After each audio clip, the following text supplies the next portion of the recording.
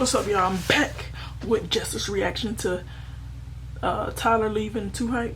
So it's called The Truth to Tyler Leaving 2Hype. So we finna see what it is. It's gonna be 2 parts to this reaction. So make sure y'all tune into both parts. And y'all let me know down below in the comments y'all opinions on the whole situation. And we finna get right into the reaction video. Let's go!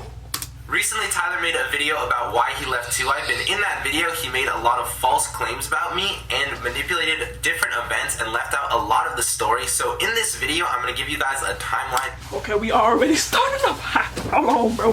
Hold on. Hey, I'm talking about y'all better get them snacks ready. We already starting off hot. Of events so you guys have context of the full story, and then I'm going to react to every point Tyler has made in his video and respond to them. But before we get into that, I'm not asking you guys to sympathize with me. All I'm asking is that you watch the entire video before you form an opinion on the subject. As a lot of you guys know, me and Tyler have been friends since elementary school, and in high school I started doing really good at YouTube, dropped out of school, went to go do it full time. I was super successful with it, and in that time I wanted to bring up my friends, so I taught Tyler how to edit and helped him make videos, and then eventually got him to move into the 2Hype house at the time. And having Tyler in the house was amazing. We were really good friends. We hung out. I was in his videos, he was in my videos. Then we moved to Calabasas for a new house. Still same thing going on. Me and Tyler, we hang out all the time. Like, you're my friend. I loved hanging out with you. We made videos together, just countless videos on your channel, countless videos on my channel. In March, I moved out of the house, and the reason I moved out of the house was because I needed more space. I had 1 bedroom, but I had multiple employees in person. I'm trying to run different businesses. I needed my own space, and it's always been a dream to purchase my own home, and that is why I moved out. As Tyler stated in his video, he's been going through an addiction. Now, this had been going on for a while, but when I left the house in March, it got worse throughout the year, and I never got to fully understand the full extent of it. Later in the year, we were in negotiations with 100thieves to sign with them, and Tyler was on board with this, but it wasn't until like the last minute of negotiations, Tyler actually backed out of the deal and told us he didn't want to be a part of the 100thieves deal. Tyler explained to us that he didn't want to be part of the 100thieves deal because of the contract and the obligations that came with it, and we said, okay, you can still be part of 2Hype, you just won't do the 100thieves obligations. And that's what we agreed to for some time, but then Tyler expressed to us he didn't want to be part of the group either, and Tyler was going through it mentally at the time, going through addiction. So we talked to him as a group, and we came to the decision that, you know, go to rehab, get your mind right, take time. If you still don't want to be part of the group when you get back, you know, think about it for a while.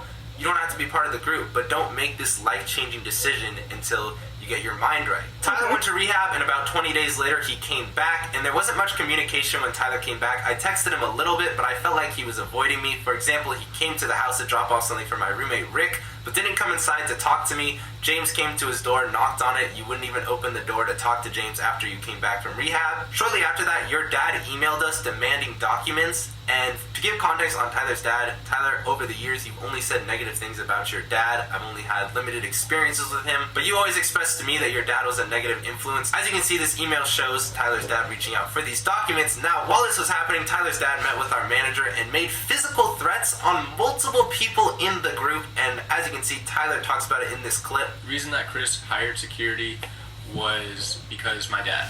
I had a talk with my dad, and I told him everything that has gone on, and my dad sat down with our manager at the time, my ex-manager, and he told him, and he threatened Chris.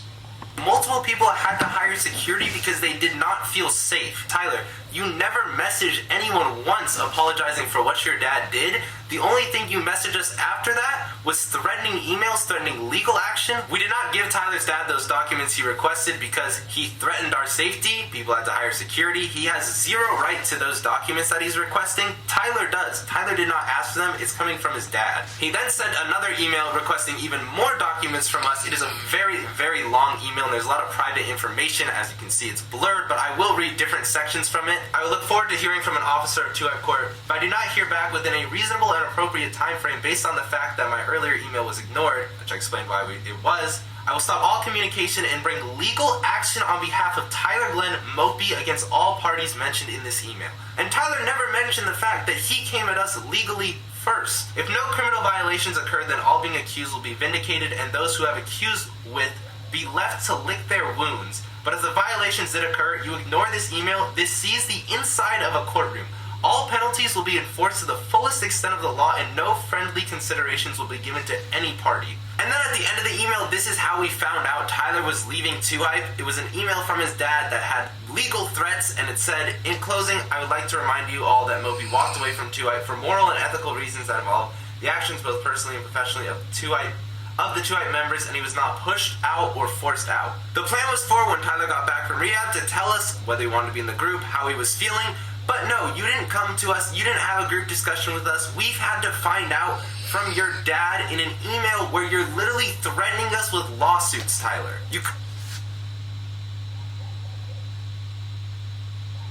This is a lot. This is a lot. Like a lot, you know, like a lot. Couldn't have come and talked to us after everything we've been through. We had to find out through an email. We could have made everything mutual. Nothing had to be a back and forth attack. There had to be no legal action. But no, this is how everything happened. And keep in mind, Tyler, everything before rehab, we're meeting, we're talking to each other, you come back, stop talking to us, and threaten us legally. But in your video, you make it seem like we're coming after you legally when this has been going on for over a month. There are more threats in this email. We replied telling him, "You are not Tyler's power of attorney," which basically means he'd be able to sign for Tyler, act as if he was Tyler. And what he responded with was a middle finger. Then from that point on, all of the emails started coming from Tyler's own email. During this time when Tyler was threatening us with legal action, he was still living in the house, so we pretty much told him, like, dude, you have to leave in 30 days, you haven't paid rent in 8 months, you're suing your friends, and your dad is physically threatening us and you won't talk to us. This was a back and forth email about living in the house. I'm going to paraphrase because it's kind of a lot. He was asking for information on the lease. He thanked us for that. Chris wasn't living in the house. The washer and dryer were his. He took them. As for me not making any payments on rent for the past 8 months, you must provide me with a complete financial breakdown that involves all members of 2Hype that are leaseholders and subleaseholders and the rent due and paid from each to substantiate that I have not completed rent payments as needed. Also, if I'm not mistaken, there was money directly taken from 2Hype court checking account and paid toward rent. Please provide the financial details on that point as well, if in fact it did happen or prove to me that it did not happen. Now, the 2Hype Corporation started subsidizing the 2Hype house rent as we were filming a bunch of different videos there. We all agreed on that. We all had to pay less rent, and Tyler, you just never paid rent, and now you're asking for documents that prove that. We're friends, bro. It's a discussion about rent. It's not like, oh, Tyler, I'm gonna make a document that says you owe me this rent every month and hold you to it. It's like, nah, bro, like, that's your rent. Later in the emails, he says, I'd like to add that you emailing 3 members that are not leaseholders, but only subleaseholders, one, in fact, is not even involved in this matter, is unlawful conduct on your part. What he's talking about, we added Cash to the email because Cash is in 2Hype. He's been involved in all these legal things too. He's part of the group. So we just added him to the email. And he's literally saying, do it again and I will bring legal action against you for defamation of character, and I'm not threatening you, I am promising you. Because we added Cash to an email chain, Tyler said this. This is coming straight from Tyler. I am not threatening you, I am promising you. And then he said, furthermore, if you stop paying utilities, I will bring legal action against all leaseholders because with subleaseholders, it would be unlawful contact to do so. We never did that. The utilities never turned off. Mitchell lived there at the time, but he actually moved out because he was afraid to run into Tyler because of the threats with his dad and everything that was going on legally. He moved back in with his parents. Tyler ended the email saying, I look forward to one day hearing from Jesse and Mitchell what I possibly could have done to make them afraid of me, for I have known them since first grade. As for Zach, James, and Cash, wow, what can I say? They are afraid of me. Tyler, you won't even talk to me at this time? We talked about the house stuff. Now back to the documents. Tyler started requesting them under his email. He asked them. So we set up a time and place for him to view the documents, which was at the 2Hype house where Tyler was living. And the 4-hour window we set up for Tyler to view all the documents he asked for, he left the house and he just never showed up. So all of this back and forth about the emails, we set up a time. He literally didn't show up. After that, more time had passed. Tyler stopped sending threatening emails and got an actual lawyer, and now we've been dealing with that back and forth. During this time, we won the Streamies Award. It was a really big night for us, and on that night, Tyler quote tweeted it and put L-hype, except for Cash and Mitchell, they're cool. And then after that, we send you a cease and desist letter because making all of this public is a lose-lose situation for both of us. And in that cease and desist letter, it literally says we want to resolve this in a mutually agreeable manner. None of this has to be online. In your tweet about the cease and desist, you say they're not victims, don't fall for it. Yet you've been threatening to sue us legally for weeks and literally just won't talk to us. And then after that, you dropped your video painting a lot of us in an extremely bad light. And it's so crazy to me because, Tyler, all these things you're expressing in your video, you never expressed to me in person. When you got back, it's like you flipped a switch on our friendship. Everything you said in your video, you never discussed with me in person. But now, let's get into Tyler's video so I can address each point he makes. It's crazy. Into talking about everything, they sent me a cease and desist letter. So I do need to be careful with what I'm saying because they're threatening to sue me. I've literally only said L-Life and I'll be making a video and they're already sending me a cease and desist letter. Like, what does that tell you? Like, they're willing to do and say anything. I'll be going into a lot more later about that, but yeah, I'm gonna be talking about a lot. Tyler, you saying the only thing you've done is put out a tweet is a complete lie. You threatened us with legal action on November 21st. You put out this tweet on December 12th. You're literally lying and manipulating your audience. You said you have to be careful because of the cease and desist letter. I feel like I have to be careful because you've threatened to sue me and your dad has threatened to sue me. And you guys are probably gonna threaten to sue me for this video. But I've just been completely used. Used and abused, like used online, my mopey personality. You claimed we abused you as mopey. I assume this is reference to the mopey abuse trend. But Tyler, me and you and the group have had countless conversations talking about the mopey abuse thing, but you always told us you were cool with it and you ran with it on your own channel too. You kept that trend up on your own channel. Every 100,000 subscribers, you would do a video of us hurting you, Tyler, and you've always reassured us that the mopey abuse stuff was okay and you did it on your own channel. And abused, like, as Tyler. Like, everybody just forgetting about Tyler and only caring about Mopey, and Mopey showing up for the videos. Everybody just doesn't care about Tyler, and they're gonna say otherwise. Like, when I put out my tweet, they all just tried saying they helped me out more than anyone, showing texts of support, like all that stuff. But no, I'm not having some fake agenda. Like fake agenda that went out with like TD and Los go out there. Like, I'm saying the truth. Tyler, I've known you since kindergarten. There's never been a hidden agenda in our friendship. I've known you for over 10 years and you've been one of my closest friends. And I genuinely believe what I said in my tweet is true. I taught you how to edit and make videos. I gave you an opportunity to move into the house and I promised you I would pay for your entire first year of rent for free while I helped you build your own career. And then even after that first year, you would go months without paying me, but because you were one of my closest friends, I let it slide and I took responsibility for that. And besides the YouTube stuff, Tyler, I tried to help you become an adult. You never had a credit card, you never had a credit score. We had multiple discussions about, Tyler, this is what you need to get a credit card. This is the step-by-step process. But you say I don't care about Tyler, but I don't want one of my closest friends to be a grown man with no credit score. Like, you literally act like I never tried to help. Did you want me to drive you to the bank and talk to the teller for you? I don't understand. I also helped you with all of your videos because I wanted you to succeed alongside me and do this together. And Tyler, did I only care about Mopey when we all had to get together at my house? You got drunk, went on the mini ramp, and continuously tried hurting yourself and were falling every time. I pulled you off multiple times. I was so scared, and I didn't want to see you get injured as my friend. I love you. I don't want to see anyone get injured. I had to pull you off multiple times, but I just don't care, apparently.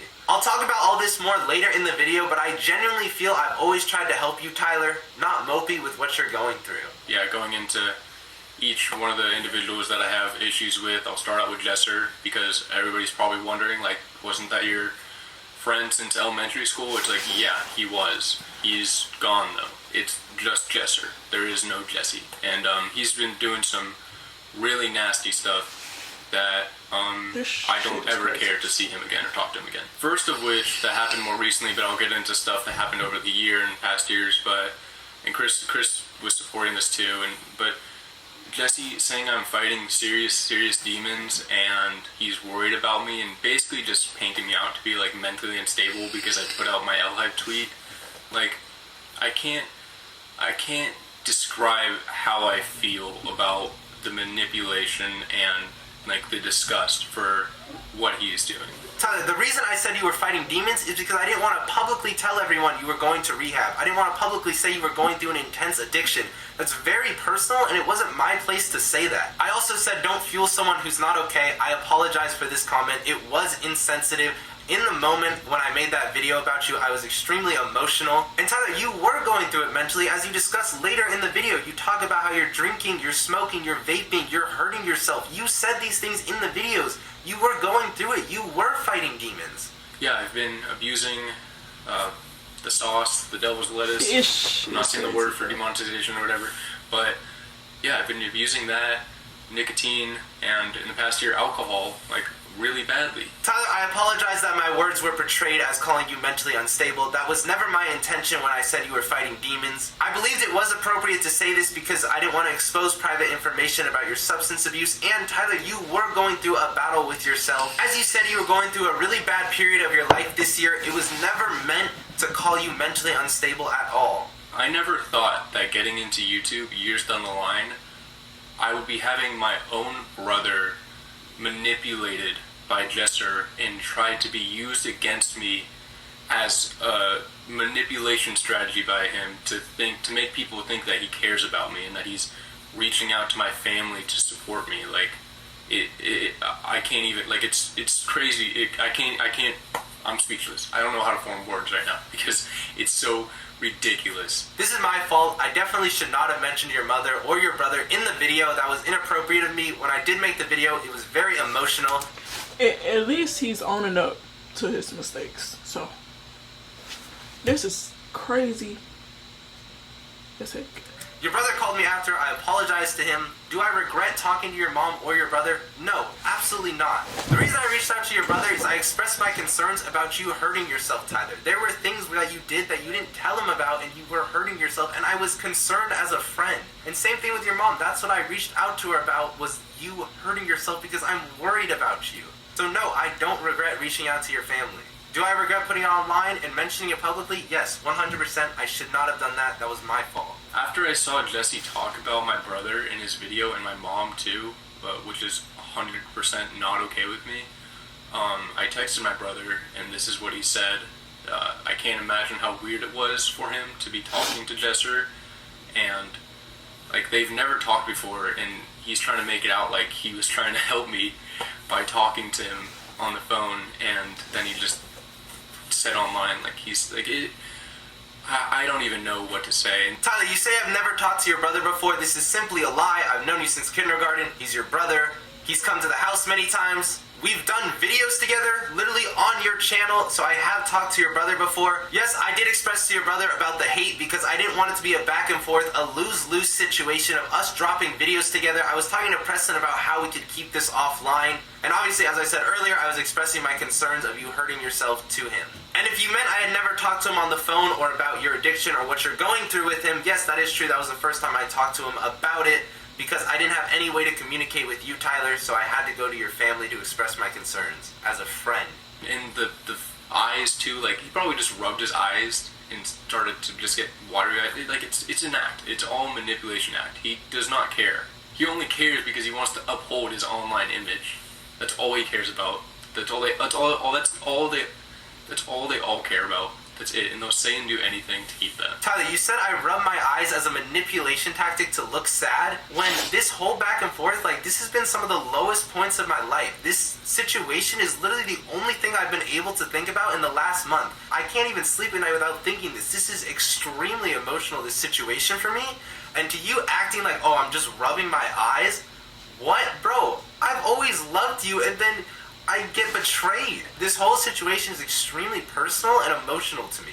I gotta take accountability for not being entirely open with how bad things were with me this year, but I was open enough and things were visible enough to see that I needed help, and Jesse was never there for me. Jesser. It's not even Jesse anymore. It's just Jesser was never there for me. This is a flat-out lie, and this one hurts so much because, Tyler, I cared about you so much throughout the year and tried really hard to help you. Tyler, I tried my best to help you. I tried to reach out to you. Am I a trained professional? No. You're my first friend that's ever gone through an addiction. I don't know how to perfectly fix it or help you, but dude, I did try. And it's like, an example like this text, no worries, let me know if there's anything I can do to help you with, bro. It's all good, dude. Just needs time. Thank you. It's like, I would give you opportunities for you to express what was happening and tell me, but you would just bottle it in inside. I really got into meditation, priming this dude named Tony Robbins who tries to help people like get their mind together. I sent Tyler a lot of that stuff to try to help him through it, because that's what helped me. And I thought, you know, maybe this will help Tyler. Even right here, Tyler texted me that he's going to be in my videos, but he didn't want to record his own. And I was like, dude, you don't have to do that. Just take it easy. And he says, I'll sit it out. And then I asked him, yo, let's go work out. Let's meditate. You know, something good for you, something that's helped me mentally. Like, this is an opportunity to help you, Tyler. And you don't respond. I read a lot of books about mental health and self-motivation, so I would send those to Tyler because that's what helped me from my experience. And it's like he would say, I really appreciate you sending this stuff to read and listen to, dude. The other stuff like Kevin Hart's book and Chop Wood, 2 other motivational books. He's like, I want to read and finish sometime. I'm going to be honest, I can't really get behind what this guy's about. I'm really happy it's helping you a ton, though. Tyler doesn't really like Tony Robbins. That's okay. He helped me. I tried to send it to him. I reached out to Tyler. Yo, bro, let's talk one-on-one soon. Let me know when you can. We're going to figure all this out. I love you. We're all here for you and want the best. Definitely talk soon. And Tyler, like, you expressed things like, oh, we didn't help you clean your room. I'm saying, let's talk Thursday. If you need any help with your things, let me know. All you have to do is ask me. When I reached out to you with these messages, Tyler, there was no ulterior motive or manipulation. I wanted to help you. You were my friend. For example, what are you doing tonight? You want to talk things through or just vibe? Like, I was trying to help you, Tyler. I'm sorry I didn't do a better job at helping you. I genuinely am, but I hope you know I tried. When I moved out, I was extremely busy, yet I still put in effort and tried to help you, Tyler. I had gotten a house for the first time. I went through a breakup of a near 2-year relationship that was extremely hard on me. I'm running multiple different companies, multiple different YouTube channels, managing other YouTube channels. I have a ton of stuff going on, but I genuinely did try to help you while I was doing all of that. And I'm sorry I didn't put more time. I'm sorry. Like, looking back, I wish I could have helped you with all this more. I genuinely do, dude. And it makes me so sad that it's gone to this point. I got all our friends together and I made a challenge. It was called Sober October, as in the text. The rules. The winner gets 1,000 cash. I will supply. Last 2 places have to take the rest of the boys out to dinner. Me and Todd made the list. So I'm going to blur out this list because it's bad. One of the main reasons I did this challenge is because I wanted to help you, but you didn't even make it to the first day. Like, I can try to help you, but I can't force you, Tyler. Like, if you take a horse to water, you can't force it to drink. That's true. You can try to help somebody, but you can't force them to do anything. They're gonna do what they want to do. But this is all crazy tech. I tried to help you, bro. You didn't take my help. And at the time, like, I wanted to get sober too. I'm not perfect either. These 2 text messages, when you went to rehab, you didn't hit me back up. I know you were texting other people, but you decided not to hit me back up. Until after you got back, we texted back and forth a little bit. But then, obviously, everything switched when you started threatening us. And all of these things I showed were just text messages. I showed those as proof because it's physical proof that I did try to help you, Tyler. As you say, I didn't try to help you. Tyler, you're forgetting about all the personal conversations we've had about this. You act like we've never discussed this. This was a major thing throughout the year. We've had many discussions about it. Obviously, Tyler, when I did live in the house, we were way closer. We talked about things a lot more. Yes, when I moved out, we didn't talk as much. This is part of not living with each other. But you're forgetting all the countless conversations we've had in person too, where we have talked about what you're going through, and you're just acting like this never happened. I also wanted to include this clip as it shows an example of one of the times we met as a group and discussed what was going on with Tyler. I remember when we had a talk outside. You know, Mopi was saying that he was going to go get help or whatnot. You know, Jesse was crying. You know, I can never forget how the face. You know, the face Jezza had, like he was disappointed himself because he felt like that he could have did more for Mopi. You know what I mean? That's the energy I had felt from him, man.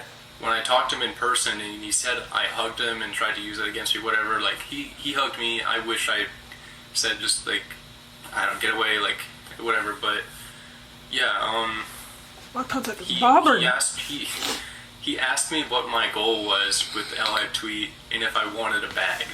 Like, he wasn't going there to check on me or really talk to me. He was trying. He made me feel crazy, bad. Bro. He tried to I make have me no feel words bad about the hate he was getting. Like, this is crazy. I did hug you. I hugged you because I loved you and I care about you as a friend. Also, after that conversation, you texted Mitchell that I exposed you to coronavirus. Why do you think I have these hidden agendas going at? As an outsider to all this, I know the guys are confused and they're all sad with what's going on. I think you should talk to some of them or something. I called Jesse about him talking to the president. He didn't mean it in that way. He's scared that your mental health is still factor, and he's hoping Preston could talk to you, making sure you're good. I've said I'm good and staying sober to him in person. They're trying to cover their ass online. They're going to try to make me out to be crazy. He called Preston to act like he cares. If he was only concerned about my mental health, he wouldn't have me talking to my brother for an hour online and trying to help.